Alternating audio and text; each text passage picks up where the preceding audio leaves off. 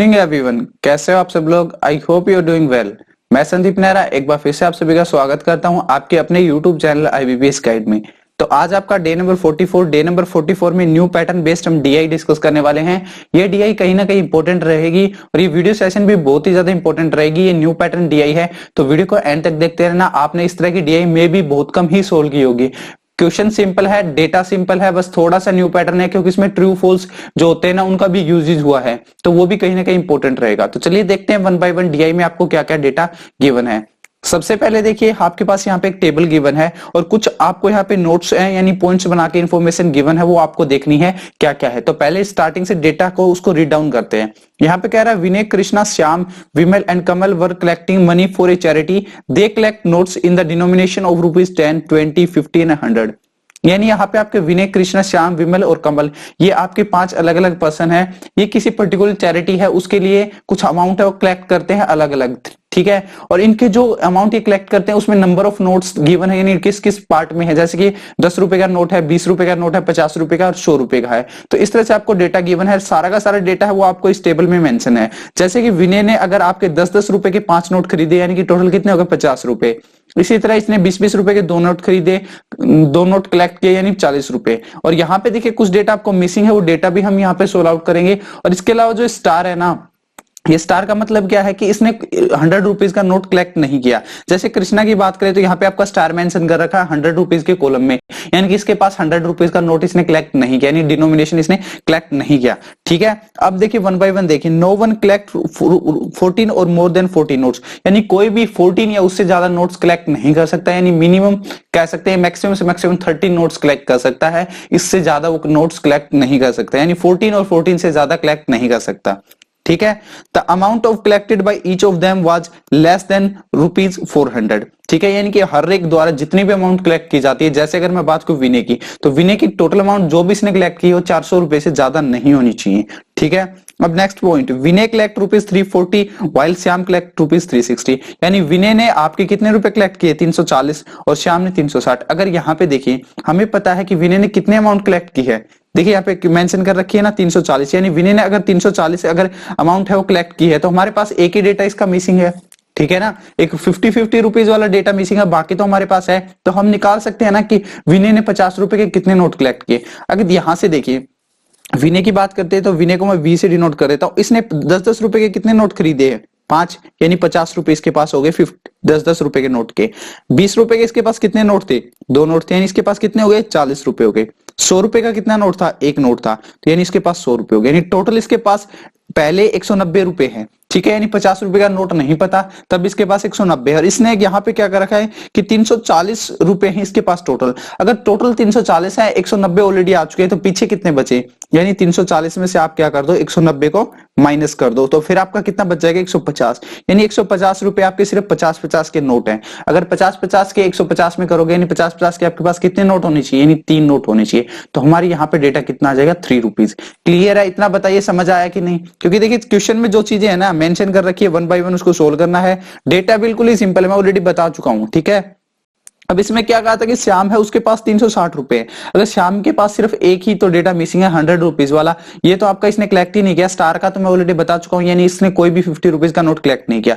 अब श्याम की बात है तो श्याम को ऐसे डिनोट कर देते हैं। इसके पास 10-10 के कितने नोट है 6 नोट है, यानी इसके पास कितने हो गए 60 रुपए, ठीक है। 20-20 के इसके पास 5 नोट है, यानी 20-5 100 रुपए इसके पास हो गए, ठीक है। 50 रुपए के कलेक्ट नहीं करता तो टोटल कितने हो गए 160 रुपए, ठीक है। इसने क्या कहा था कि टोटल कितने होने चाहिए इसके पास 360। अगर 360 में से 160 गए तो पीछे कितने बचे 200 रुपए, तो 100 के इसके पास कितने नोट हो जाएंगे, सीधी सी बात है 2 नोट हो जाएंगे, यानी यहाँ पे आपका आ जाएगा 2।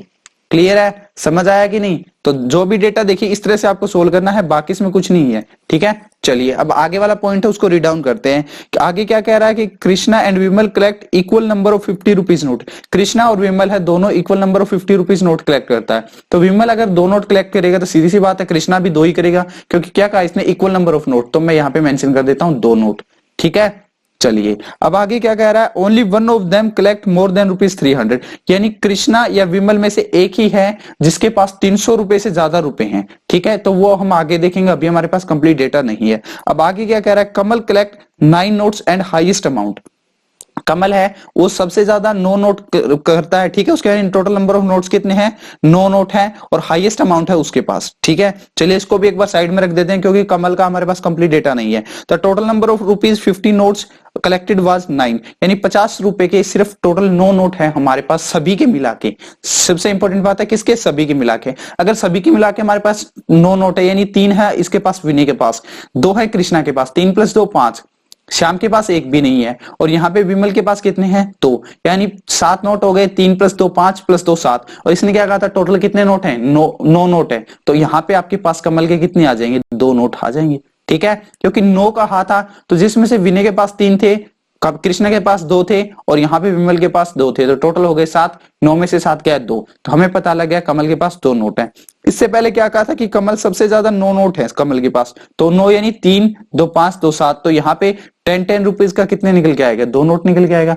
दैट्स इट, इतना ही आपको डेटा फिल करना था बस। अब आगे क्या कुछ है, यहाँ पे देखिए इसमें से सबसे इंपॉर्टेंट बात थी कि 300 रुपए का क्या कहा कि इसने मोर देन 300 रुपीज, कृष्णा या विमल में से एक के पास कितने होंगे, 300 से ज्यादा रुपए होंगे, ठीक है। तो यहां पे देखिए कृष्णा की बात करते हैं तो 4 + 2 6 नोट हैं, इसके पास 6 नोट ऑलरेडी हो चुके हैं। कितने रुपए हो चुके हैं, 20 चौके 80 और 100, 80 + 100 यानी 180 रुपए इसके पास हो चुके हैं, और स्टार यानी इसके पास है ही नहीं, यानी इसने सिर्फ 6 नोट कलेक्ट किए हैं और इसके पास कितने रुपए हो गए, 80 रुपए हो गए, ठीक है ना, सॉरी 180 रुपए हो गए।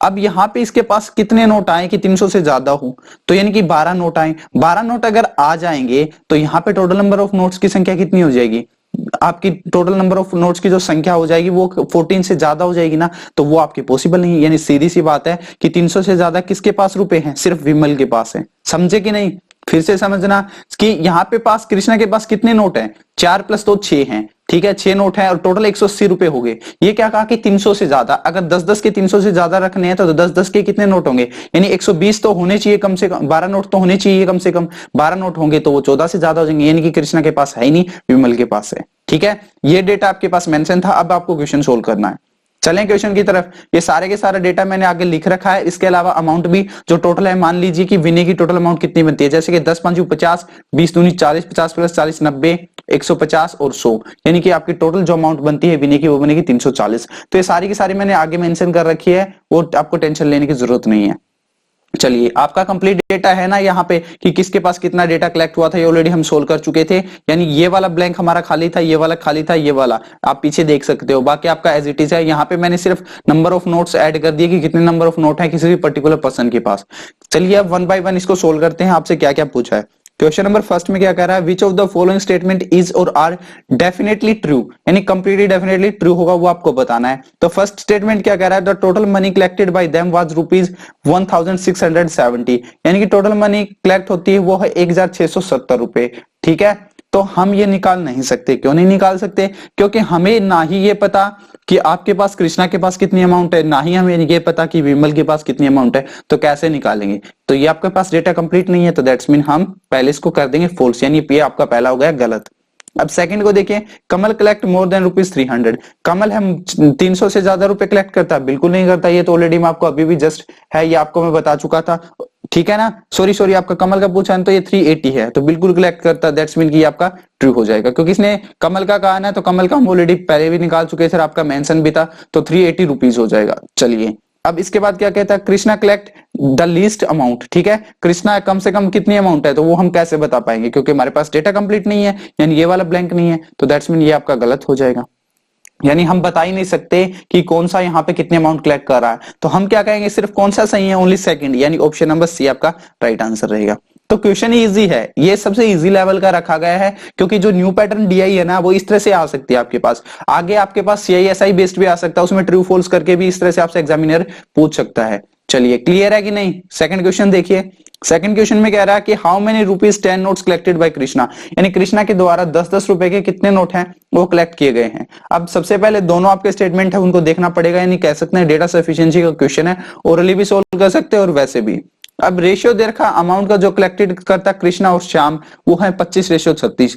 हमें ये पता है कि कृष्णा की अमाउंट हमारे पास नहीं है, बट श्याम की हमारे पास है 360, तो 360 अगर श्याम की है तो यहाँ पे हम 10-10 रुपए के नोट निकाल सकते हैं। देखिए कैसे, कृष्णा और श्याम इनका रेशियो कितना दे रखा, 25:36 दे रखा अमाउंट का, और हमें पता है श्याम की जो टोटल अमाउंट है वो 360, यानी 36 पॉइंट की वैल्यू 360 है, यानी एक की निकालोगे तो 336/100, और हमें कितने की निकालनी, 25 की, तो ये 10 हो जाएगा, यानी ₹250। तो हमें पता लग गया कृष्णा के पास टोटल कितने हैं, 250 रुपए हैं। क्लियर है ना, 250 रुपए हैं कृष्णा के पास, यानी इस ब्लैंक में 250 रुपए आ जाएगा। अब यहाँ पे देखिए ये 100 रुपीज तो कलेक्ट ही नहीं करता, इसको कर दो कैंसिल। 50-50 के 2 कलेक्ट करता है, यानी इसके पास हो गए 100 रुपए। 20-20 के 4 करता है, यानी कितने हो जाएंगे, 20 के 80, यानी 100 + 80 कितना हो जाएगा, 180 रुपए। यानी 250 में से 180 माइनस कर दो। 250 में जब 180 माइनस करोगे तो कितना बचेगा आपके पास, सिर्फ 70 बचेगा, यानी 70 रुपए इसने सिर्फ 10-10 के हैं इसके पास, ₹10 के नोट है, तो 10-10 के 70 यानी 7 नोट हो जाएंगे, यानी 7 नोट। ठीक है, तो यानी पहले स्टेटमेंट से आपका आंसर आ गया। ये आप देख के ओरली भी बता सकते थे, बट मैंने आपको यहाँ पे एक्सप्लेन कर दिया एक एक चीज। क्लियर है, यानी कि 10-10 रुपए के इसके पास 7 नोट आ गए। अब स्टेटमेंट 2 है, वो क्या कह रहा है देख लीजिए, number of notes collected by Krishna is equal to the number of notes collected by the Shyam, यानी श्याम ने जितने नोट कलेक्ट किए उतने ही आपके कृष्णा कलेक्ट करता है। तो श्याम को आपको देखिए कितने नंबर ऑफ नोट कलेक्ट करेगा, 13, तो दैट्स मीन कि आपका कृष्णा भी कितना कलेक्ट करेगा, 13 करेगा। अब सोल्व कीजिए, 4 + 2 कितने होते हैं, 6। अगर 6 नोट ऑलरेडी कलेक्ट कर चुका है तो ये बचे भी कितने आएंगे, 7। तो सीधी सी बात है, इससे भी आपका आंसर आ जाएगा। इन दोनों स्टेटमेंट से आपका इंडिविजुअली आंसर आ सकता है, यानी आइदर फर्स्ट और सेकंड आपका राइट आंसर रहेगा। क्लियर है, यहां से बताइए कोई भी प्रॉब्लम हो, क्योंकि देखिए क्वेश्चन है सिंपल, कुछ भी इसमें हार्ड नहीं है, जो आपको समझना है। New pattern DI, basic DI है, आपको बोट एंड स्ट्रीम पे पूछ सकता है ट्रू फॉल्स करके। ठीक है, और आपका टाइम वर्क होगा, जितने भी अर्थमेटिक के टॉपिक्स हैं उन पे पूछ सकता है। ये आपकी कहीं ना कहीं न्यू पैटर्न इसीलिए क्योंकि ट्रू फॉल्स इंक्लूड किया गया है, और कुछ डेटा हमने स्टार्टिंग में भी सोल्व किया था यहाँ पे, जैसे इस तरह से। तो ये चीजें आपसे एग्जामिनर कुछ इस तरह से भी पूछ सकता है। क्वेश्चन नंबर 3 है, उसमें क्या कह रहा है, फर्स्ट में देखिए फिर से आपको ट्रू और फॉल्स बताना है कि कौन सा क्या है। The difference between the total amount collected by the Krishna and Vimal is ₹19। ठीक है, तो यहाँ पे क्या कह रहा है, कृष्णा और विमल है जो अमाउंट कलेक्ट करते हैं उनके बीच का जो डिफरेंस है 90 है। तो सबसे पहले बात की, कृष्णा के भी हमें टोटल अमाउंट नहीं पता और ना ही हमें विमल की पता, तो हम कैसे निकालेंगे, तो यानी पहला हो जाएगा आपका गलत। ठीक है, क्योंकि हमें ये नहीं पता कि यहाँ पे टोटल अमाउंट कितनी है, क्योंकि नंबर ऑफ नोट्स तो कंप्लीट नहीं है ना, तो ये ना ही कृष्णा के हैं ना ही विमल के, तो हम कैसे निकालेंगे, तो पहला हो जाएगा आपका फॉल्स यानी गलत। सेकंड में क्या गया, ratio of the total amount collect by Vimal to Vinay is 1:1। Vimal और विनय है, इनकी जो अमाउंट है उसको कलेक्ट करते हैं, उनका रेशियो 1:1 है। चलो विनय की हमारे पास है बट विमल की तो नहीं है ना, तो यानी कि ये भी आपका हो जाएगा गलत। ठीक है, क्योंकि विमल का डेटा कंप्लीट नहीं है, तो हम कैसे बताएंगे कि इनका रेशियो 1:1 आएगा। चलिए अब नेक्स्ट क्वेश्चन, नेक्स्ट क्या कह रहा है, the amount collected by Vinay is 5.55% less than the total amount collected by Shyam, यानी कि जो विनय की अमाउंट है वो 5.55% कम रहेगी श्याम से। तो ये कैलकुलेट करते हैं, तो हमें पता है कि विनय की जो अमाउंट है वो कितनी है, 340 रुपए है ना। विनय की अमाउंट कितनी है, 340 रुपए है, और इसके किस किस कंपैरिजन में कहा था हमें, श्याम के कंपैरिजन में श्याम की कितनी है, 360, यानी श्याम की आपके पास जो डेटा है वो कितना है, ₹360। ठीक है, तो क्या कहा था, कितना कम है, 5.55%, यानी कितने रुपए का डिफरेंस है, 20, और श्याम के साथ कंपेयर करना था 360, गुना कर दीजिए 100 से, बस 0 से 0 कैंसिल आउट, 2 एकम 2, तो नीमा सॉरी यहां से आ जाएगा 18 दूनी 36। ठीक है, अब 2 से करोगे 2 नीमा 18, 2 0, यानी 20/9 है। इसको कैलकुलेट करोगे, सॉरी 20 नहीं आपका आएगा यहाँ पे 50, क्योंकि 50 आएगा 2 से डिवाइड करेंगे तो। ठीक है, तो 50/9 करोगे तो देखिए 9 5 45, कितना बचेगा 5, यानी 50 हो जाएगा, 9 5 45 और 9 5 45, ये आगे चलता रहेगा, यानी 5.55% आएगा। यानी दैट्स मीन ऑप्शन नंबर यहाँ पे जो आपका थर्ड है वो बिल्कुल डेफिनेटली ट्रू है। क्लियर है, बताइए, चीजें सिंपल है, कुछ भी हार्ड नहीं है। डीआई ये सिंपल डीआई है, आगे जब भी आपको देखने को मिल सकती है ट्रू फॉल्स में, क्योंकि अब एग्जामिनर न्यू पैटर्न डालने की पूरी कोशिश करेगा, क्योंकि आप पीछे टाइम से देख रहे हो कि डीआई में क्या चेंजेस हो रहे हैं। सिर्फ एक कैसलेट डीआई है वो इंक्लूड हुई है, और इसमें आपका कुछ भी चेंजेस देखने को नहीं मिले हैं। तो अब की बार एक्सपेक्टेड है कि अर्थमेटिक भी डाल सकता है, न्यू पैटर्न में कुछ भी दे सकता है, डेटा सफिशिएंसी, डेटा इनइक्वालिटी, इसे सारी चीजें एक साथ डीआई में मिक्स कर सकता है एग्जामिनर। एसबीआईपीओ थोड़ा सा कहीं ना कहीं एग्जाम का जो लेवल है अदर बैंक के कंपैरिजन में थोड़ा सा मानते हैं कि अच्छा आता है। ठीक है, क्वेश्चन नंबर 4 है, यहाँ पे देखिए क्या कह रहा है कि find the number of ₹10 notes collected by the Vimal if the total amount collected by him is equal to the total amount collected by विनय। यानी कि यहाँ पे विमल के द्वारा 10-10 रुपए के जो नोट थे वो कितने थे वो आपको बताने हैं। जबकि इसने क्या कहा कि विनय के जो अमाउंट कलेक्ट करता है वो किसके इक्वल है, विमल के इक्वल है। अगर विनय हमें पता है 340 है, यानी कि जो विमल की अमाउंट आएगी वो कितनी आएगी 340। अगर विमल की 340 आएगी तो 10-10 रुपए के आप निकाल सकते हो, बिल्कुल निकाल सकते हैं। देखिए कैसे, 50-50 रुपए के इसके पास कितने हैं, दो नोट, यानी 100 रुपए हो गए। 100 का एक है यानी कितने हो जाएंगे 200, यानी 200 रुपए इसके पास इतने नोट्स हो गए, यानी कि पीछे कितने बचे 140 रुपए बचे ना, यानी 140 रुपए पीछे बचे। क्योंकि इसके पास टोटल अमाउंट थी 340, इसमें से 100 का एक नोट था और 50-50 के दो थे, यानी 100 रुपए वो हो जाएंगे। 200 रुपए इसमें से मैं माइनस कर दूंगा तो आपका आ जाएगा 140 रुपए।